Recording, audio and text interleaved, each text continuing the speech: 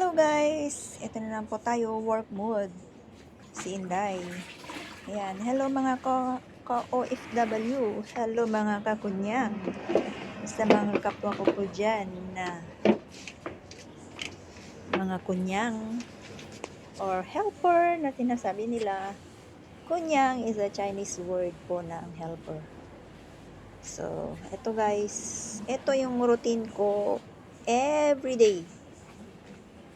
Dito sa Hong Kong, ako po ay 8 years sa isang amo ko. First time ko sa Hong Kong hanggang ngayon, ayan, isang amo lang po ako. So, ito, 8 years po ako sa kanila. Ito po ang aking araw-araw na routine, maglinis, magluto, ayan, at pag-asikaso sa mga alaga. Ayan. So, malalaki na ngayon ang aking mga alaga, so hindi ko na sila kailangan alagahan o asikasuhin, kundi ang kanilang mga kailangan mga damit, yan, mga paglalaban na lang ng kanilang mga kasuotan, paghanda ng kanilang mga pagkain, at ganun din po ang aking amo. So, ito, ganito lang po ang aking trabaho.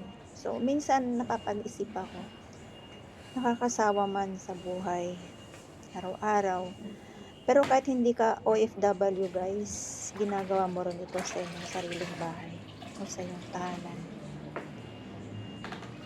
Pero iba pa rin yung kasama mo ang iyong pamilya. Minsan nga, sa iniisip ko, bakit ako nasa abroad? Bakit hindi ko naalagaan ang aking mga anak? So, ito ay isang purpose siguro ni God. So, hindi naman ako makapunta dito nang walang guide ng Panginoon. So, kaya taste lang po mga ka-OFW. Ayan. Kumbaga, there's always a reason why we are here. Bakit natin ginagawa ang lahat? Ayan. Dahil sa pamilya. Ayan. In fact, ako po ay naiinggit sa mga nanay na nasa tahanan lang,